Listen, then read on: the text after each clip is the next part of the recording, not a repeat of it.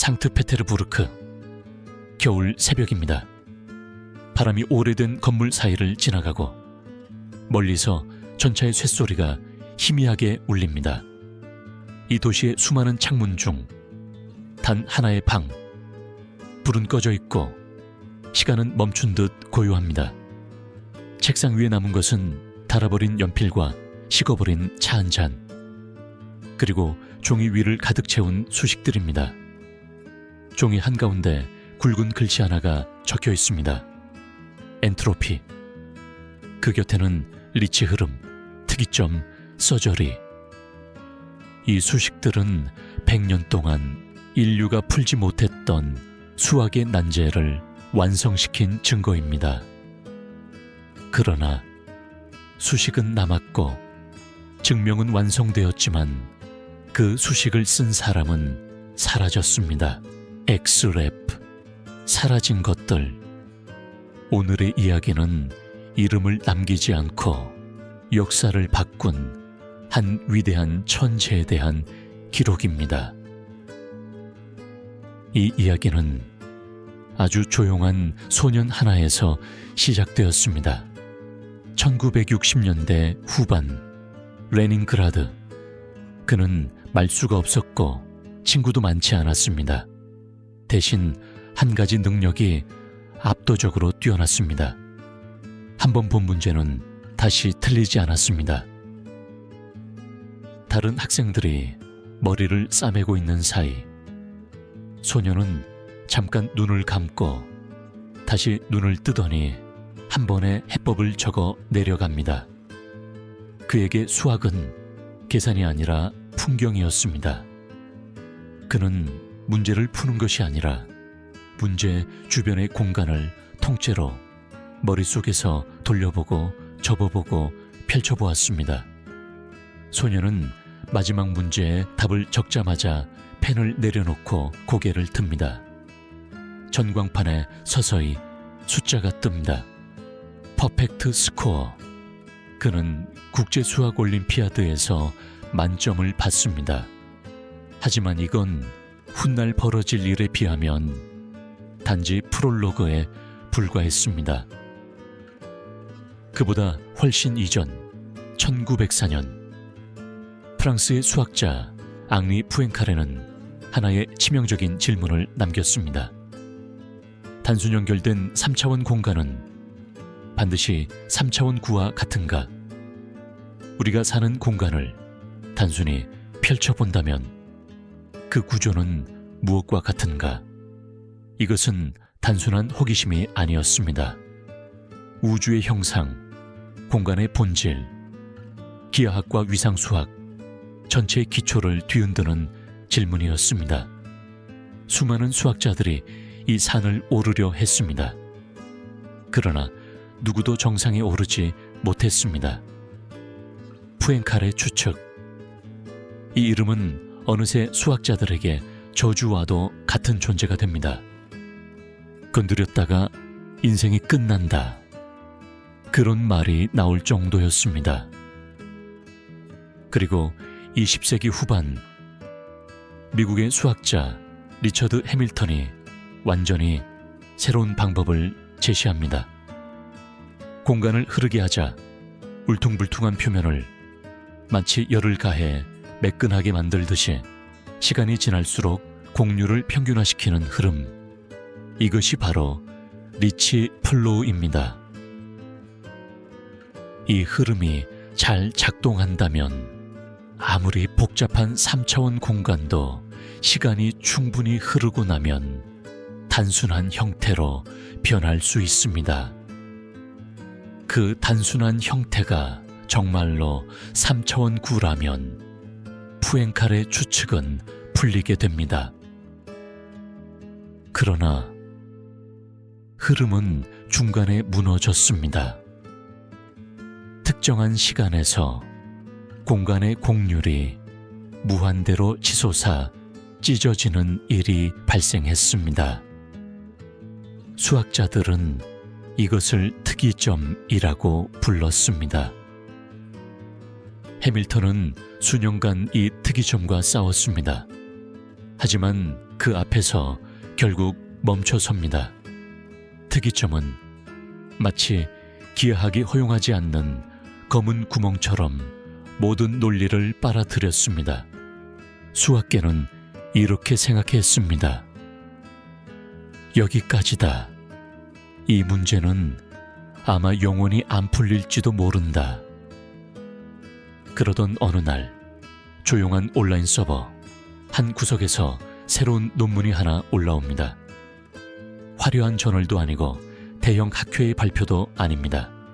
그저 아카이브, 누구나 논문을 올릴 수 있는 전자 저장소였습니다. 제목은 이렇게 시작했습니다. The Entropy Formula for the Ricci Flow, 그리고 And its Geometric Application. 엔트로피. 물리학에서 온 이 단어가 기하학의 심장부에 처음 등장하는 순간이었습니다. 논문의 길이는 길지 않았습니다. 그러나 그 안에 담긴 발상은 수십 년의 패배를 뒤집을 만한 것이었습니다. 엔트로피는 흔히 혼란의 정도를 나타내는 개념으로 알려져 있습니다. 그는 이 엔트로피를 기하학적 공간에 그대로 적용했습니다. 리치 플로우가 흐를 때 공간의 혼란이 어떻게 변해가는지 그 과정을 정밀하게 측정하고 수식으로 통제하는 방식이었습니다. 엔트로피가 단순히 증가하거나 감소하는 것이 아니라 어떤 특정한 패턴을 따라 움직인다는 것을 그는 증명했습니다. 그리고 그 패턴이 바로 특이점이 언제, 어디서, 어떻게 생기는지 알려주는 신호라는 사실을 밝혀냅니다. 이제 특이점은 더 이상 예측 불가능한 폭발이 아니라 미리 징후를 읽을 수 있는 기하학적 사건이 됩니다. 그는 말없이 수식으로만 이렇게 말하고 있었습니다. 나는 특이점이 어디서 터질지 알고 있습니다. 하지만 특이점을 이해하는 것만으로는 충분하지 않았습니다. 그는 한 걸음 더 나아갑니다. 터지기 직전에 잘라내면 된다. 이 단순하면서도 과감한 발상이 수학사에 남을 서저리 기법입니다.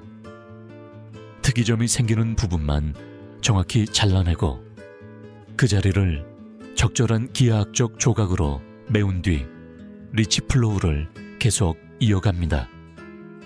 마치 외과 의사가 괴사한 조직만 도려내고 생명활동을 계속 이어가게 하는 것처럼 말입니다. 그는 이 과정을 단지 아이디어로 말한 것이 아니라 정교한 증명으로 완성했습니다. 특이점은 더 이상 리치 플로우의 종말이 아니라 흐름을 재구성하는 기회가 되었습니다. 단 3편의 논문. 그는 100년의 난제를 정면 돌파했습니다. 수학계는 이제 한 가지 질문을 던지기 시작합니다. 이 사람은 도대체 누구인가? 수학자들은 알고 있었습니다.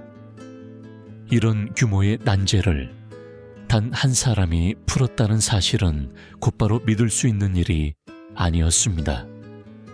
그래서 전 세계 연구자들이 하나의 거대한 검증 팀처럼 움직이기 시작합니다. 그의 논문은 해밀턴의 아이디어와 맞물려 거대한 이론 구조를 이룹니다. 수많은 세미나에서 그의 증명은 줄 단위로 분석되었고 논의와 토론, 해설 논문들이 쏟아져 나왔습니다. 우리는 이제 3차원 푸엔칼의 추측이 증명되었다고 말할 수 있을 것 같습니다. 2000년대 중반 수학계는 조심스러운 합의를 이룹니다. 푸엔칼의 추측, 해결, 수학의 에베레스트가 마침내 정복되었습니다. 그런데 정작 그 산을 오른 사람은 어디에도 보이지 않았습니다. 세계는 드디어 이 이름 없는 수학자를 세상 앞에 세우려 합니다. 가장 연계로운 방식으로 말입니다. 필즈상, 수학자에게 노벨상에 해당하는 상입니다. 필즈상 수상자, 3차원 푸엔칼의 추측을 해결한 러시아의 수학자 그레고리 야코블레비치 페렐만. 그러나 정작 그 이름의 주인공은 자리에 없습니다. 그는 필즈상을 거부했습니다. 관심이 없습니다. 수학은 경쟁이 아닙니다. 짧고 단호한 답변이었습니다. 이어서 클레이 연구소가 푸엔칼의 추측 해결에 대한 100만 달러 상금을 발표합니다. 그러나 그는 이 상금도 받지 않습니다.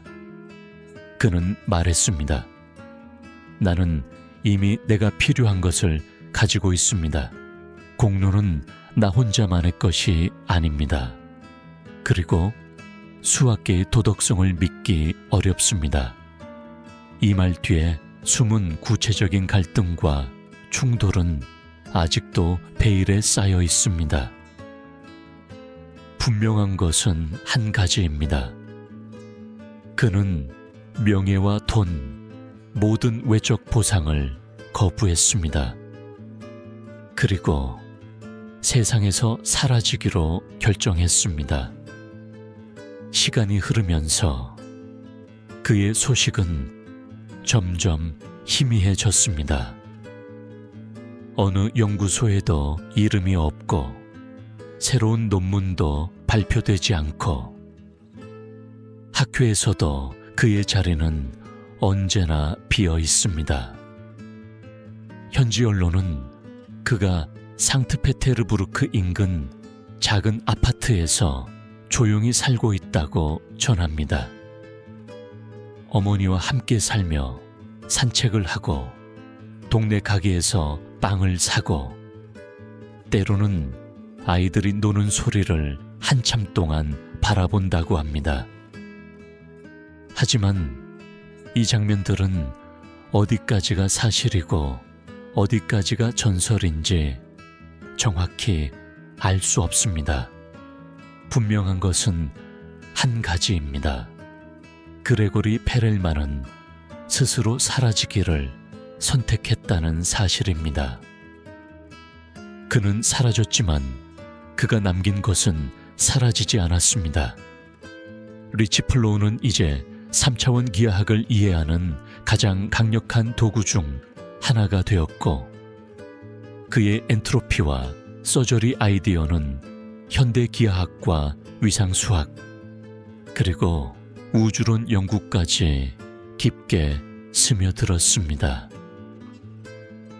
우리는 이제 우리가 사는 공간의 구조가 무엇인지 이 근원적인 질문에 이전보다 훨씬 더 명확하게 답할 수 있게 되었습니다. 그 시작점에는 상을 거부하고 돈을 거부하고 조용히 모습을 감춘 한 남자가 있습니다. 이름 없는 계정으로 조용히 논문을 올리던 사람. 그러나 지금은 수학사에서 가장 밝게 빛나는 이름 중 하나가 된 사람. 그레고리 페렐만, 사라진 천재. 하지만 그의 증명은 오늘도 전 세계 수학자의 칠판 위에서 여전히 살아 움직이고 있습니다. 그리고 어쩌면 어딘가의 조용한 방에서 아무도 모르게 또 다른 난제를 바라보며 침묵 속에 새로운 해답을 조용히 써 내려가고 있을지도 모릅니다. 어떤 사람들은 사라졌고 어떤 생각들은 남았습니다. 이 채널은 사라진 사람들의 흔적을 통해 우리가 살고 있는 세계를 다시 바라봅니다. 다음 이야기도 여기에서 이어집니다.